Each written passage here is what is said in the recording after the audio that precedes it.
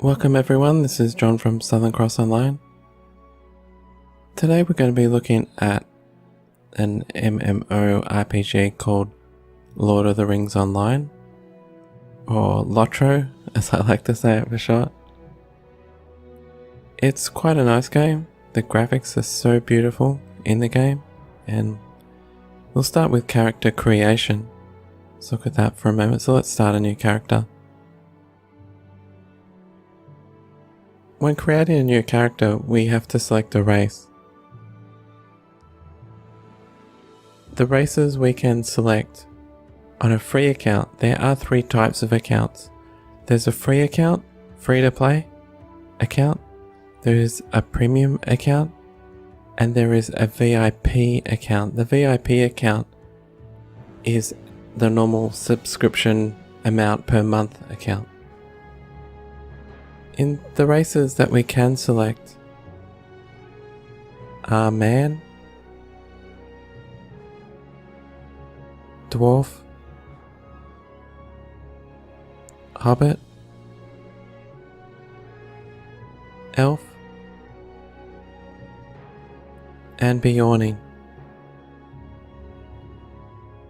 In order to choose High Elf as our race, if we wanted to play that race, we'd have to purchase the race from the LOTRO store.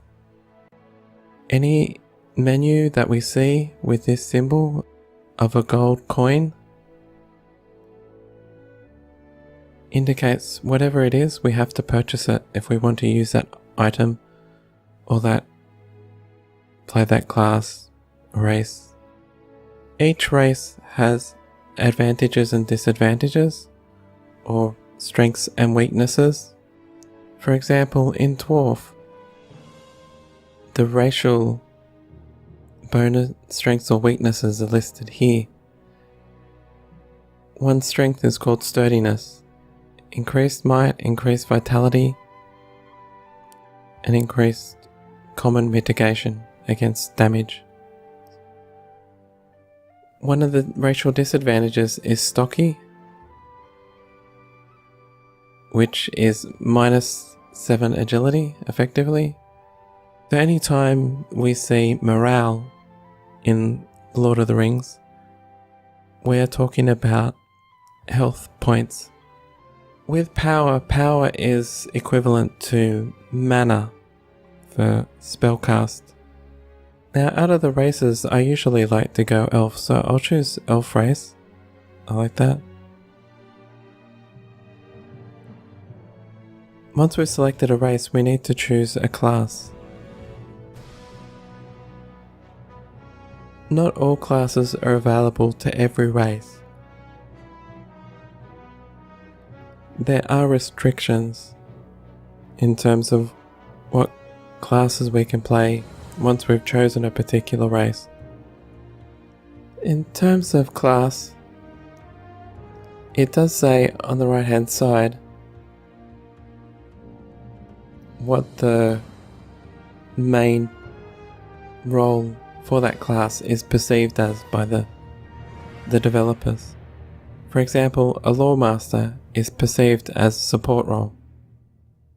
As we can see, even just looking at the character creation screen, the graphics are quite nice. And this follows through the whole game. The whole game has superb graphics. Okay, so let's continue. Now once we have created our character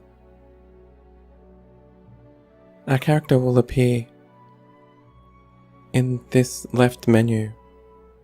So there's a character we've created previously, Arcane, level 9, and currently at Thorns Gate. So let's have a look at the gameplay itself. Let's see how we go. In Thorns Gate, this is one of the early leveling areas. One of the most important things to know when learning to play this game as a new player is this. There is one introductory quest line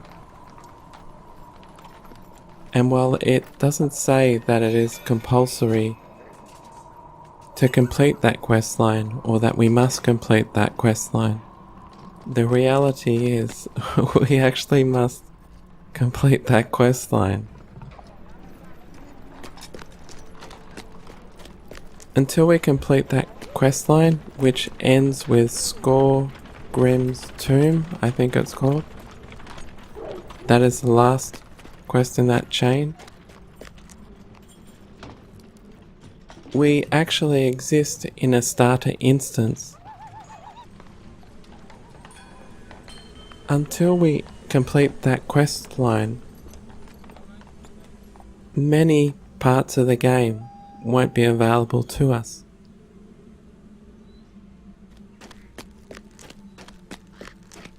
However, once we have completed that quest line,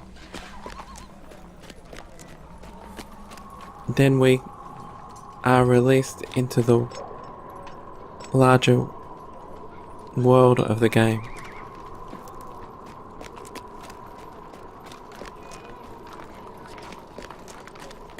For example, that's Thorns Hall up the top there, at the top of that stairs. If we have not completed the introductory quest, then even if we go right to that door, which I have, and try to open the door, it will not give us a door icon. We will not be able to open that door. Once we have completed the introductory quest, we can open this door and we can go through into the hall. Therefore, just be aware of that. Another way to tell is if we're still on the starter quest instance is that this building here we will not be able to get into. On the mini-map, if we look at it, see how there's a mini-map at the top right and our cursor is over in the middle where that is. It says there's a whole bunch of NPCs, mailbox, forge, provisioner, supplier. If we are in the starter instance and we have not completed the initial quest,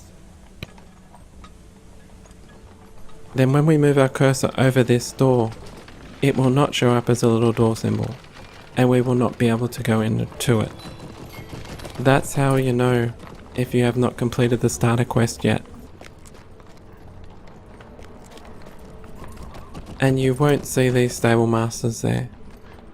You won't see Willy, like the permanent stable master.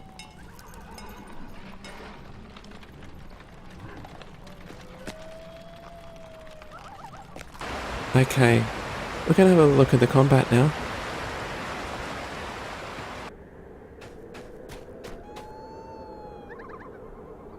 One of the things that you will notice if you're in the starter instance is that this is different. This mob was like a dwarf before. Now it's changed. So if your mob is a dwarf, complete that quest line, get that done.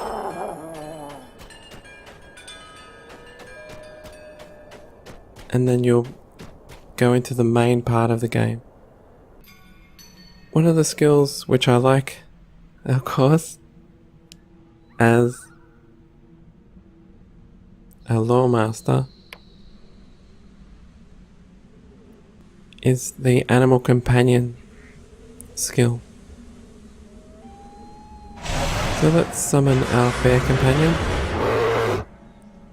We can rename the bear companion if we want. Just go into the pet menu, rename bear, and we can do that. Once we have summoned an animal companion, we do get a pet command hotbar just along here, which is the standard pet command bar, which is great because then we already know what likely is going to be in there. There's attack, follow, stay aggressive and passive.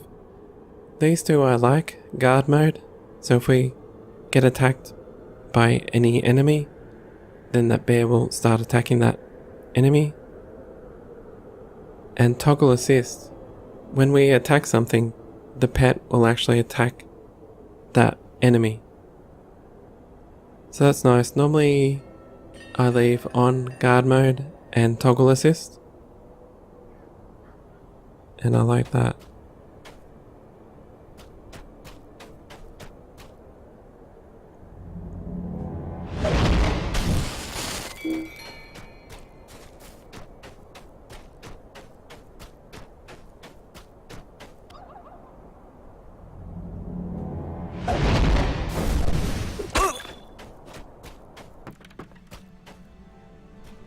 We're gonna now have a look at one of the dungeons in the game.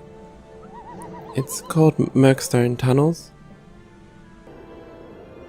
So when you reach a door that you can open, all you do is you right click to open the door and then walk forward to go through the portal.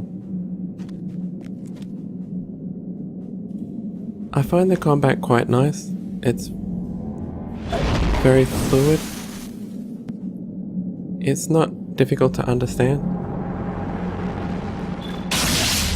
There's lightning.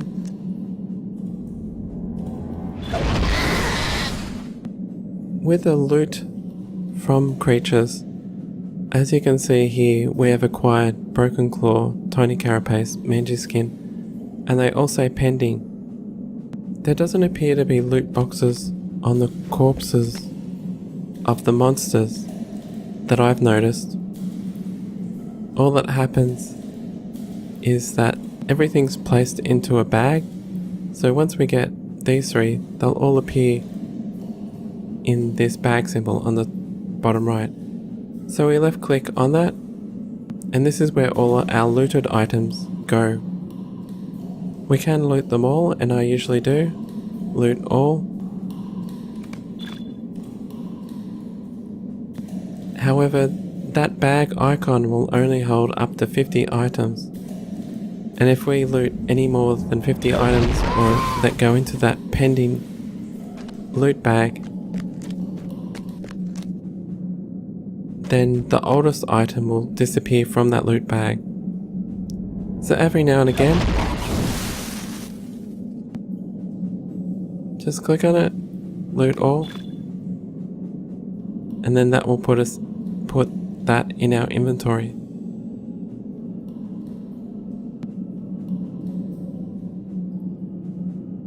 I think any items that are newly acquired actually have that little flashing outline. Can you see that? This item we just acquired, it's got a flashing, and then when we touch it, we've looked at it, then it stops, the outline stops flashing. This is our inventory, 3 bags. As you can see, we also have more than one hotbar. We actually have 3 that I'm aware of, extra hotbars. If we level up, say we level up from 9 to 10, if we have the bear or any other pet out during that time that we level, then we should dismiss the pet by right clicking, pet menu, dismiss, and then resummon.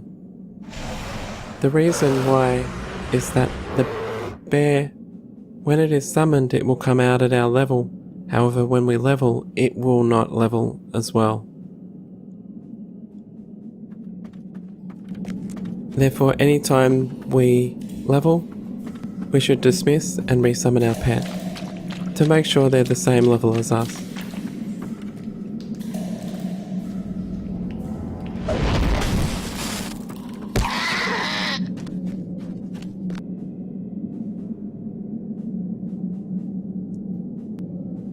With each day we log in, we do get a logging gift, which we can click on to receive. They do have a gift for free account type, and also we can purchase Lotto points to get an increased possibility of a rarer reward. However, I'm happy with the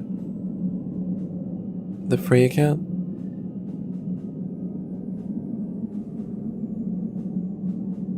Use to select a class appropriate a piece of armor. It is actually a nice game mechanic. It does make me want to log in each day to get the next gift.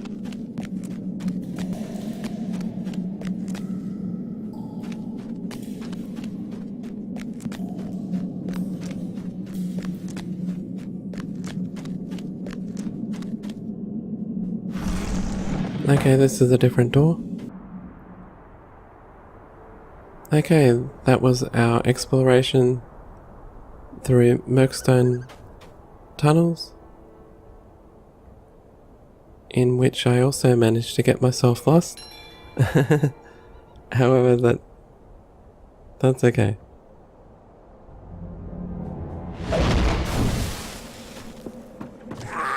It's a nice design on the dungeon if the dungeon is actually created large enough that we can get lost in.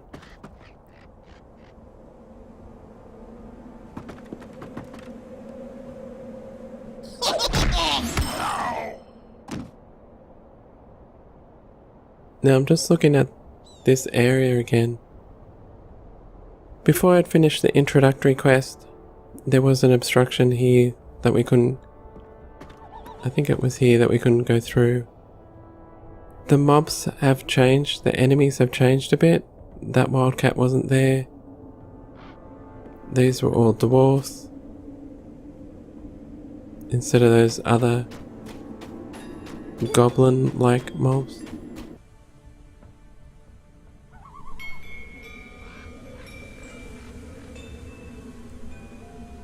The game does have traits,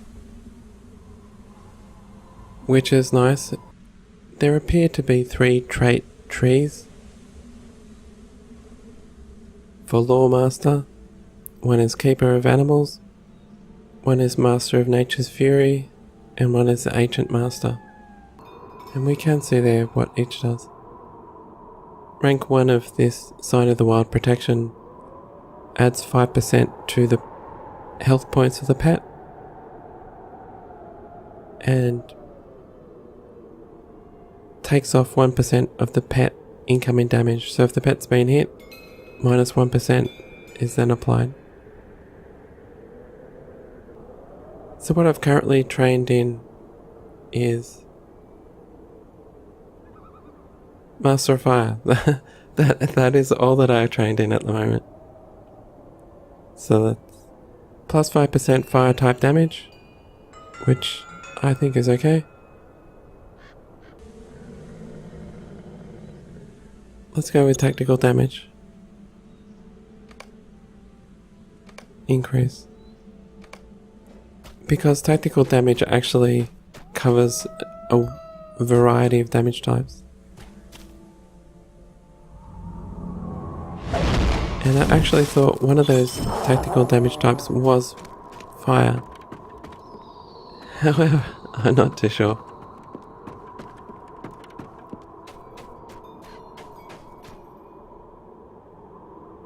The graphics are so nice in this game. Just so superb art style. Now there are quests in the game, and any of the quest givers in terms of NPCs, we can tell who they are by the ring above their head. Any quest giver will have this ring. I think if it's a non-flaming ring like this, it means a general quest. Will you stop and hear my accursed tale? No, so we've been asked to collect these items, and we'll get a reward. We'll accept that. Now if the ring is not flaming, that means it's a non-storyline quest. If the ring is flaming, like it's got fire rising from it, then it tends to be like a main quest to the storyline. So let's have a look in the crafting hall. This is the crafting hall. Until we have completed the introductory quest, we cannot enter this hall. We don't get the option to open the door, even though the vendors do appear on the mini-map. It's just that we can't enter this building until we've done the introductory quest.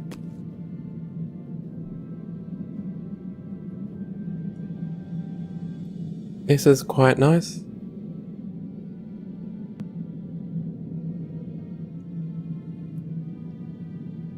Okay, armor, craft, vocation, metalsmith, prospector, and tailor. The crafting system looks quite involved. It actually looks very nice. In any MMO, I do like lots of variety in gameplay, or depth to gameplay, I guess we could call it. And the game mechanics within Lord of the Rings do appear to have that depth quality to them. It's very nice. Simple rations. There we go. We can sell our items.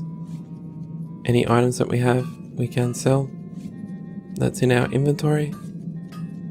Normally, the usual process I follow is if it says a trophy gathered, usually just sell that item. Again, trophy gathered.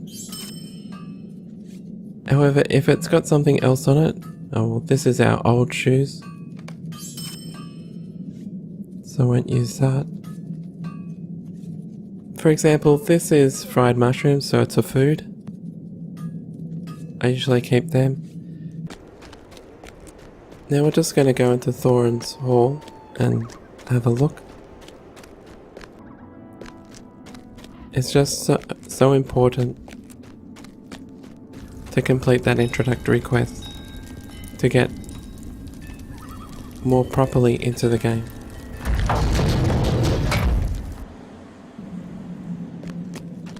This is Thorns Hall. So now that we've finished the introductory quest, we can walk around in here.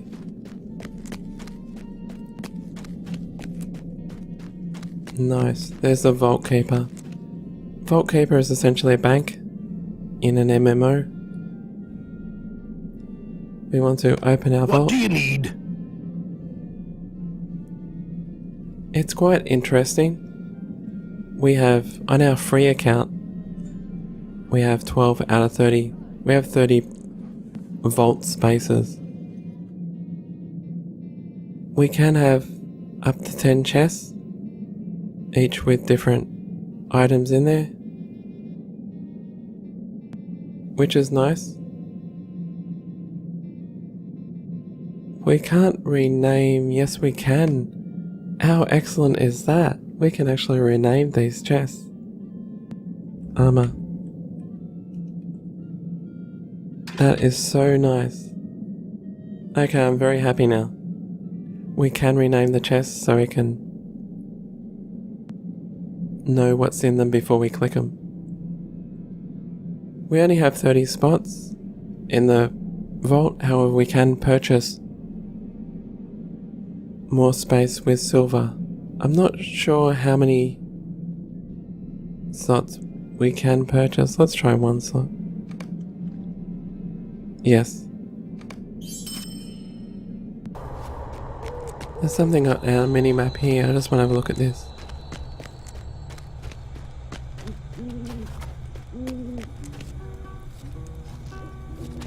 Oh, nice.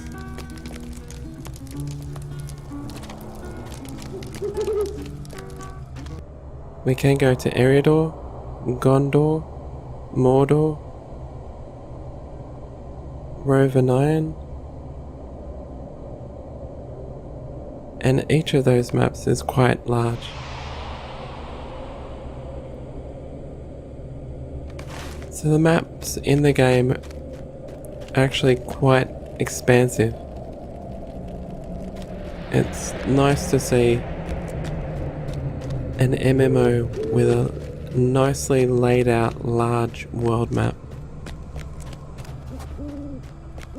In terms of traveling to different places, we can do the traditional run through the wilderness approach if we want to.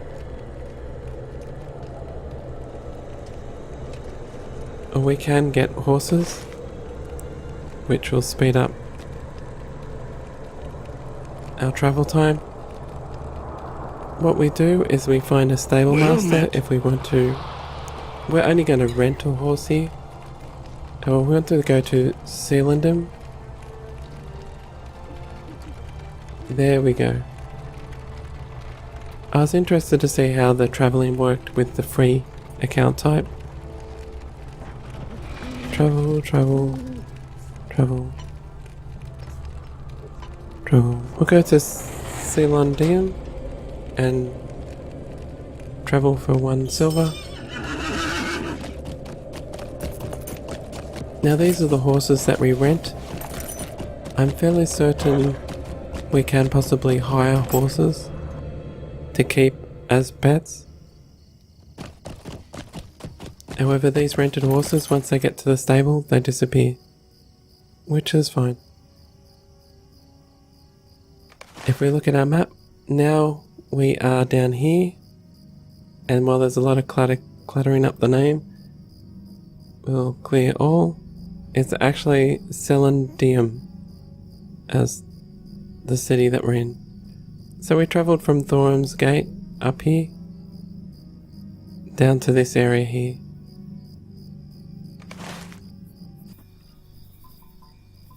Well, I hope you enjoyed the video. This Lotro game is an MMO that I really like. I'm very interested to keep playing in order to learn more about the game and play more of the game.